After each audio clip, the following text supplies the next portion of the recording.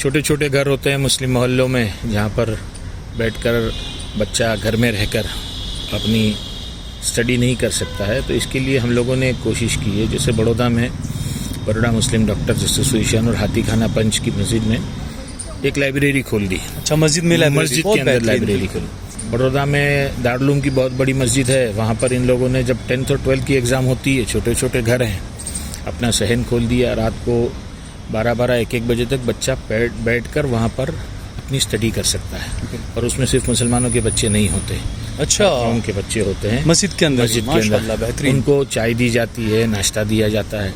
हम रोना बंद कर दें कि हमारे पास इंफ्रास्ट्रक्चर है। हमारे पास बहुत बेहतरीन इंफ्रास्ट्रक्चर है। हर मस्जिदों में हर मस्जिद में मकतब है, हर मोहल्ले में मस्जिद है। उसका इस्तेमाल रसूलुल्लाह सल्लल्लाहु अलैहि वसल्लम के ज़माने से और हज़रत उमर रज़ियल्लाहु अन्हु के ज़माने में भी वही मंदिर, वही मस्जिद नबवी का मिंबर था, जहाँ से 1/3 दुनिया पे हुकूमत हुई। वहीं से खड़े रहकर खुतबे में या सारी आल जबल का नारा बुलंद किया गया था। तो वो सारी चीज़ें हमको लौटना पड़ेगा।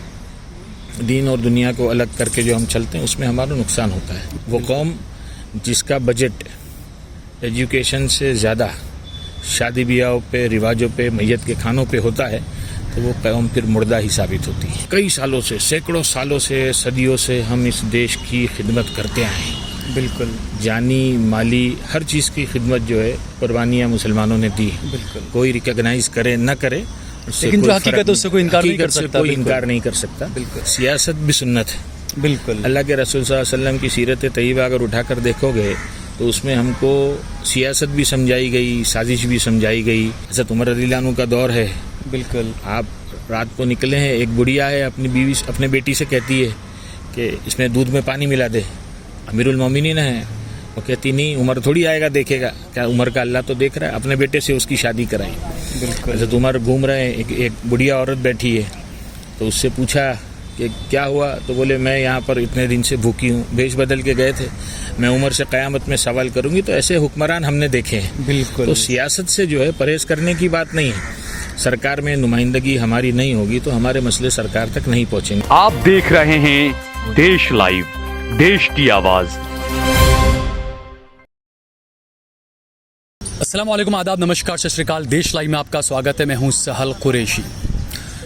मुसलमानों के एजुकेशन को लेकर हमेशा आप देखें पूरे भारत में अलग अलग जगहों पे कई सारे प्रोग्राम होते रहते हैं, लेकिन फिर भी सवाल उठता है कि इतना ज़्यादा एक वैक्यूम है, इतना ज़्यादा एक गैप है जिसे भरने की बहुत ज़्यादा कोशिश की जा रही है। और मेरे साथ में आज मौजूद हैं हनीफा ग्रुप के, हनीफा स्कूल के ज़ुबैर गोपलानी साहब। काफ़ी बेहतरीन काम पूरे गुजरात में इनका एजुकेशन के मामले में चल रहा है।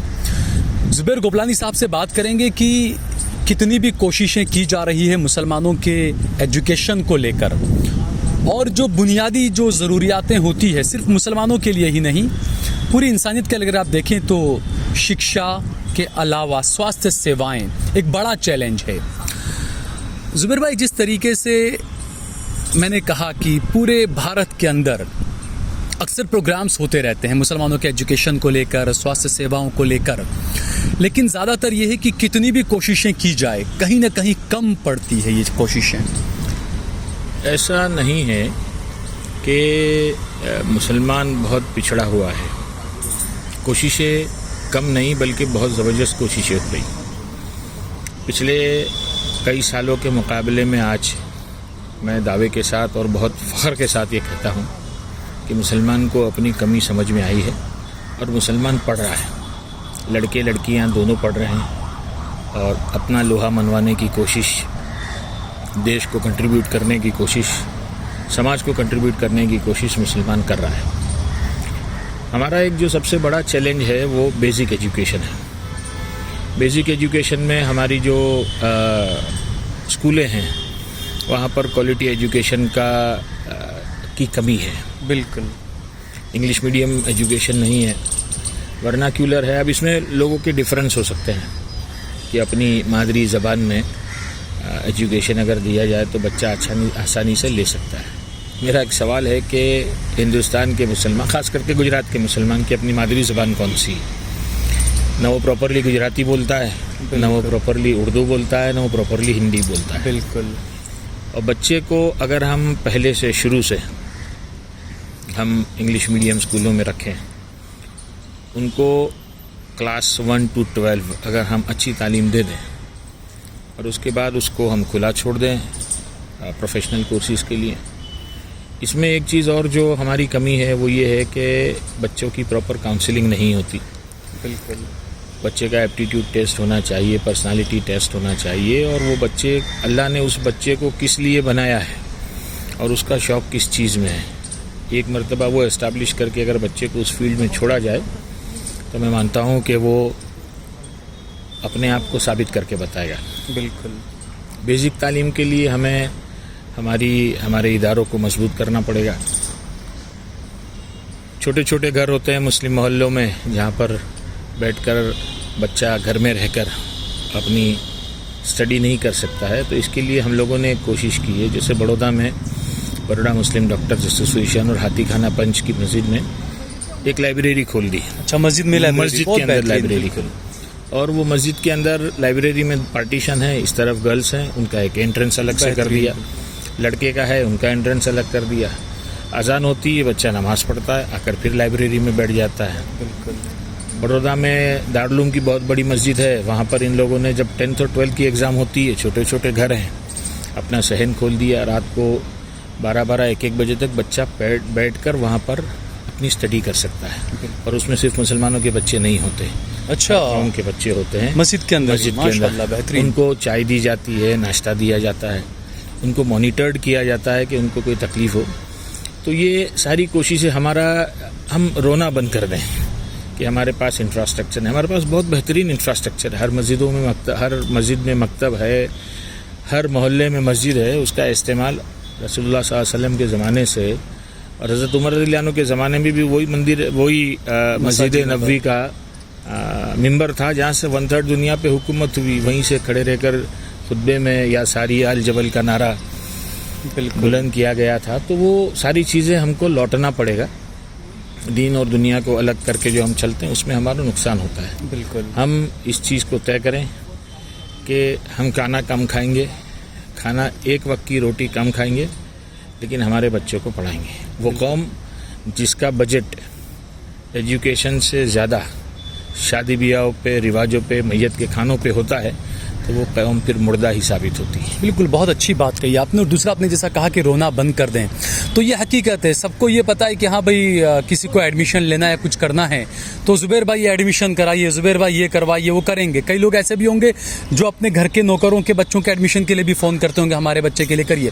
لیکن جہاں زبیر بھائی کو اسکول کے لیے کہیں ضرورت پڑ گئی تو وہ لوگ پھر آگے نہیں آتے ہیں. یہ بڑا سب سے بڑا لوگوں میں یہ ہے کہ ہم کو سب کچھ چاہیے، لیکن اسکول کے انفراسٹرکچر کو سدھارنے کے لیے ہم آگے نہیں آئیں گے. یہ بات عام طور سے دیکھی جاتی ہے کہ لوگ مسجدوں میں AC لگا دیتے ہیں. لگانا چاہیے، نماز پڑھنے آتے ہیں ان کو، لیکن اپنے علاقے کی وہ اسکولیں جہاں پر یہ کام یہ جا کر دیکھیں کہ ان کو کہیں پر انٹریکٹیو بورڈ کی ضرورت ہے، کہیں پر ان کو کمپیوٹر کی ضرورت ہے، کہیں پر ان کو ٹیچرز کی سیلری میں بیک اپ کی ضرورت ہے. بالکل. اگر ہم یہ چیزیں کریں گے تو اللہ نے چاہا نہ تو انشاءاللہ آنے والا وقت ہم کو کوئی حکومت نہیں کرنا، لیکن ہم کو اس دیش کی خدمت بھی کرنا ہے.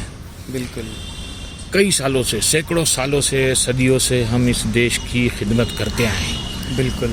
جانی، مالی، ہر چیز کی خدمت جو ہے قربانیاں مسلمانوں نے دی. بالکل. کوئی ریکگنائز کرے نہ کرے، لیکن جو حقیقت ہے اس سے کوئی انکار نہیں کر سکتا. کوئی انکار نہیں کر سکتا. بالکل. اور مسلمانوں نے کنٹریبیوٹ کیا ہے، آگے بڑھ کے اور کریں گے، ہماری آنے والی نسلیں اور کرے گی انشاءاللہ.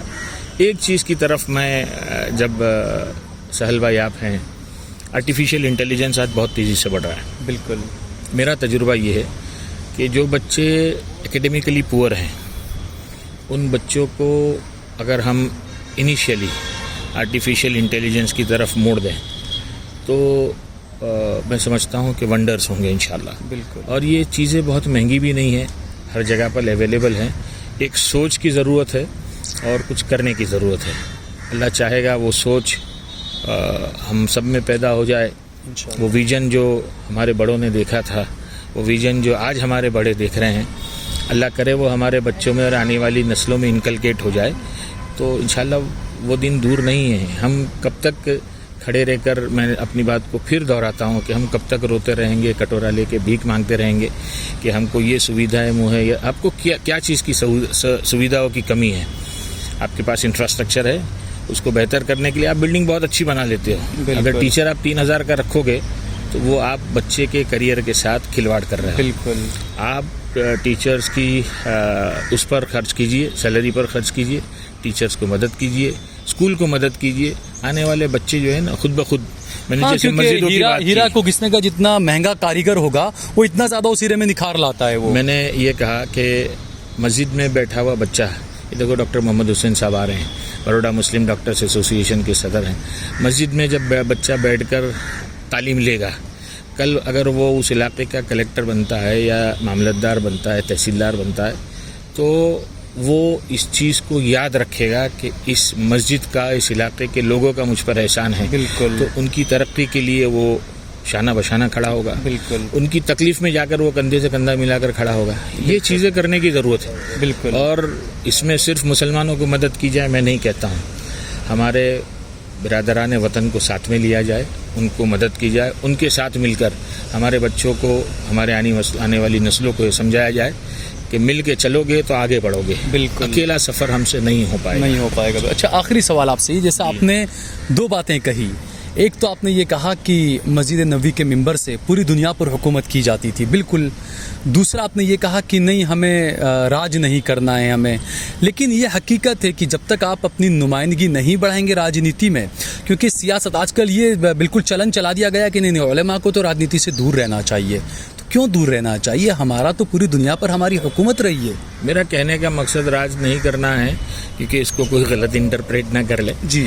سیاست بھی سنت ہے. بالکل. اللہ کے رسول صلی اللہ علیہ وسلم کی سیرت طیبہ اگر اٹھا کر دیکھو گے تو اس میں ہم کو سیاست بھی سمجھائی گئی, سازش بھی سمجھائی گئی, جاسوسی بھی کس طریقے سے کی تھی. آپ کی حیات طیبہ, آپ نے پوری مکی زندگی اور مدنی زندگی اٹھا کر دیکھو گے تو ہم کو یہ بتایا گیا کہ آپ کا حضرت عمر رضی اللہ عنہ کا دور ہے. بالکل. آپ رات کو نکلے ہیں, ایک بڑھیا ہے اپنی بیوی, اپنے بیٹی سے کہتی ہے کہ اس میں دودھ میں پانی ملا دے. امیر المومنین ہے, وہ کہتی نہیں, عمر تھوڑی آئے گا دیکھے گا, کیا عمر کا اللہ تو دیکھ رہا ہے. اپنے بیٹے سے اس کی شادی کرائی.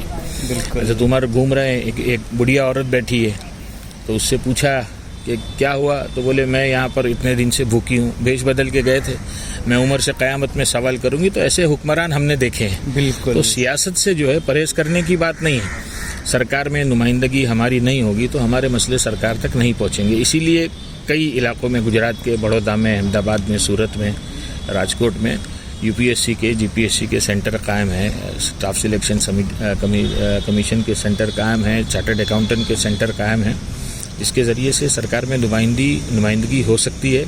اور سرکار میں نمائندگی ہماری ہوگی تو ہم جو ایک روٹین کام ہے اس کے ساتھ ساتھ قوم کی آواز بھی پہنچانے کا کام کریں گے. ٹھیک ہے, بہت بہت شکریہ زبیر بھائی, ہم سے بہت شکریہ سہیل بھائی, جزاک اللہ. السلام علیکم.